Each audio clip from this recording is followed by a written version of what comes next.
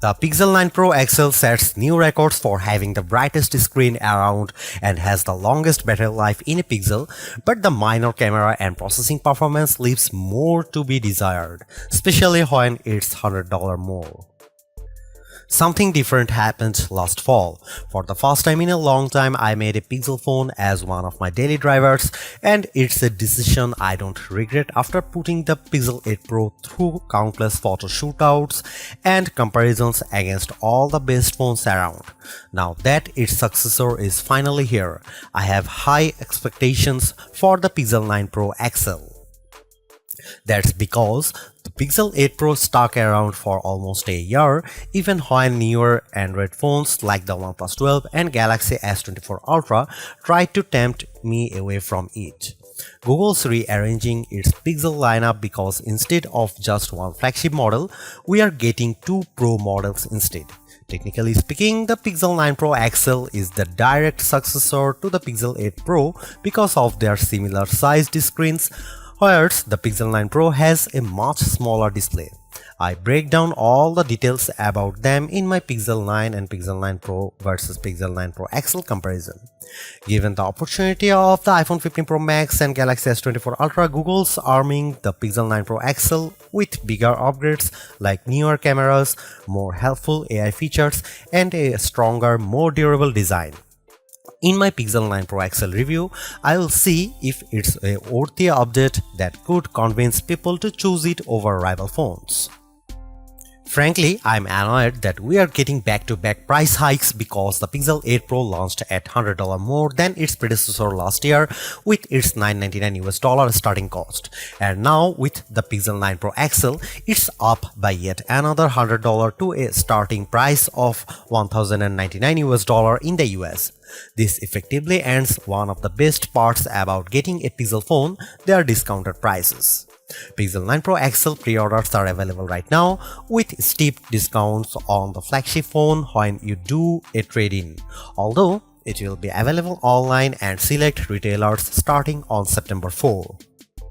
There's a total of 4 colors at launch: Obsidian, Porcelain, Hazel, and Rose Quartz.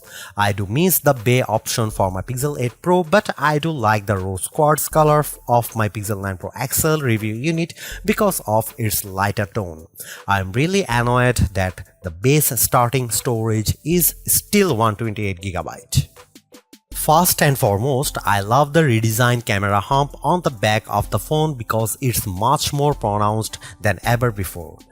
The elongated pill-shaped protrusion in a departure from the edge-to-edge camera bar in past Pixels, but it's exactly what it needs to set it apart from other phone designs.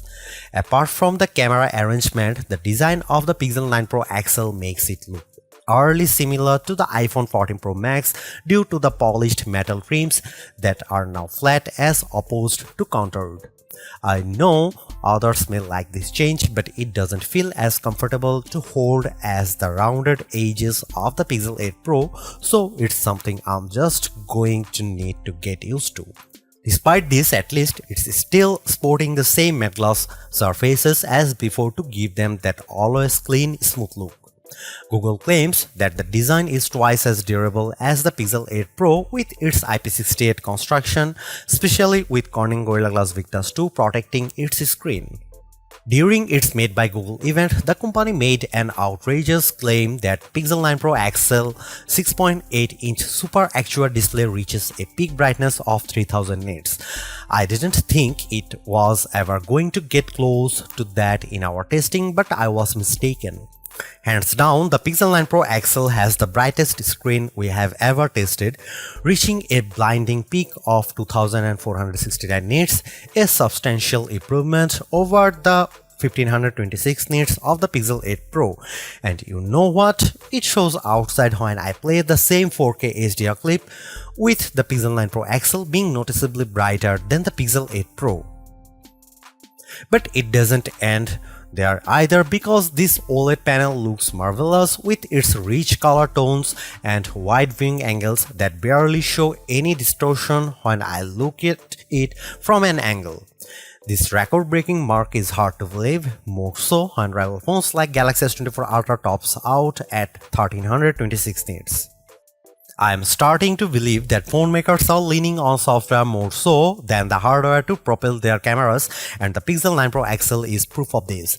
That's because its triple camera system consists of a 50 megapixel main camera, 48 megapixel ultra wide and 48 megapixel telephoto with 5x optical zoom. Technically speaking, the main and telephoto cameras are identical to Pixel 8 Pro, however, the ultra wide benefits from a wider f1.7 aperture, which makes it more suitable for low light. While the rear cameras are similar for the most part, it's the selfie camera that gets the biggest upgrade. A pixel crunching 42 megapixel autofocusing front camera with a wider 103-degree field of view. I won't spill the beans on how it performs just yet, but it's undoubtedly a big upgrade if you intend on using it a lot. Meanwhile, the camera interface is just as intuitive and robust as ever before. Since it's a Pro model, shutterbugs like myself appreciate the Pro controls that let me dial in a few of the camera settings manually. The only new changes include the Add Me feature, which leans on AR guidance to let the photographer be included in the shot along with how panoramic photos are taken. Here are some camera samples of Google Pixel 9 Pro XL.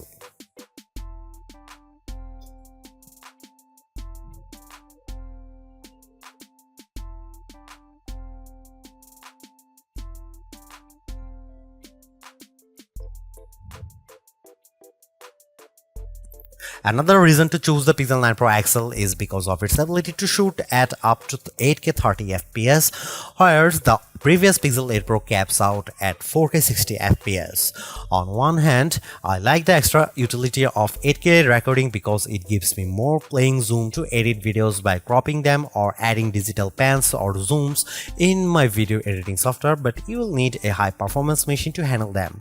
While there are plenty of shooting modes and settings to adjust with video, like choosing between 24, 30 or 60 FPS, it still lacks full manual controls to get me the look I really want to go after. Here are some video samples of Pixel 9 Pro XL.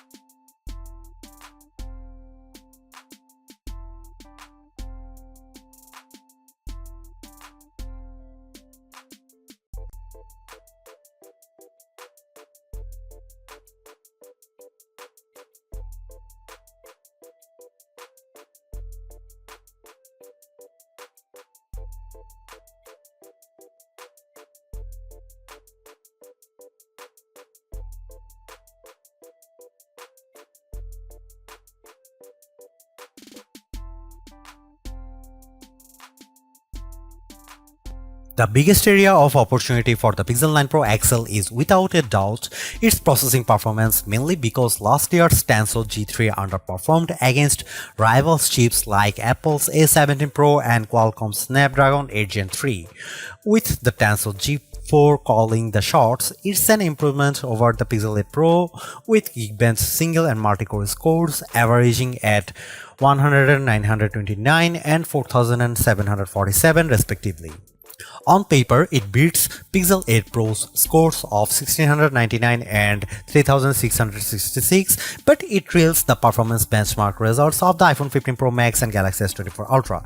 Despite this, I am happy to report that its performance is buttery smooth and responsive with all the normal functions I do on my phone.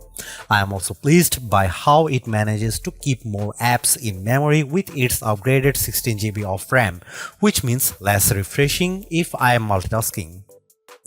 Over on the graphics performance side of things, it's a minimal gain running 3D benchmarks Wildlife Unlimited test to see how its GPU handles. Its 55.63 FPS score in well in line to what I expect out of a flagship device, but it's barely an improvement over the Pixel 8 Pro's 52 FPS score. And compared to the Galaxy S24 Ultra and iPhone 15 Pro Max, the Pixel 9 Pro XL doesn't come close to matching their insane frame rates. But don't let GPU performance tests be the single determining factor, because I loaded up Age of Origins and Modern Comfort without any hitch to either of their performances, even when there's a lot of action happening. The Tensor G4 might not be the speediest piece of silicon on the market, but it's certainly bringing along improved power efficiency. That's because of Pixel 9 Pro XL has 5060 mAh battery, which is marginally better than the Pixel 8 Pro's 5050 mAh1. Given how the Pixel 8 Pro came up short at 10 hours and 3 minutes in our battery benchmark test, I'm impressed that Pixel 9 Pro XL beats it in stunning fashion, clocking at 14 hours and 37 minutes at its longest. This is the kind of leap I want to see in any successive device, so I am delighted that we finally have a Pixel with extraordinary battery life. It has taken years to get here, but it's lasted me easily through a day with little worry. In fact, it hovers around 15% battery life each night right before bedtime. Battery life is a key area people look at when buying a phone, so it's long overdue that a Pixel can finally keep up with the competition. On the flip side, the Pixel 9 Pro XL also gets a boost with faster 37W wire charging, which is slightly off from Pixel 8 Pro's 30W charging. This results in getting 63% charged when in 30 minutes of charging, while the Pixel 8 Pro got to 59%. However, wireless charging is still capped at 15W with the use of a second-gen Pixel stand and a slightly slower 12W speed with QI wireless charging. Clearly, there are improvements with the Pixel 9 Pro XL. Apart from its brighter display and longer battery life, everything else about the Pixel 9 Pro XL feels like its modest upgrade at best, which is made tougher due to its $100 price increase. While the new AI features are helpful, I was hoping for bigger improvements around its camera and processing performance. Given that the Pixel 9 Pro has the same exact camera arrangement as this, there isn't much justification on picking the Pixel 9 Pro XL for photography. And compared to its direct rivals, the Galaxy S24 Ultra and iPhone 15 Pro Max, they definitely cost more but have better performance overall.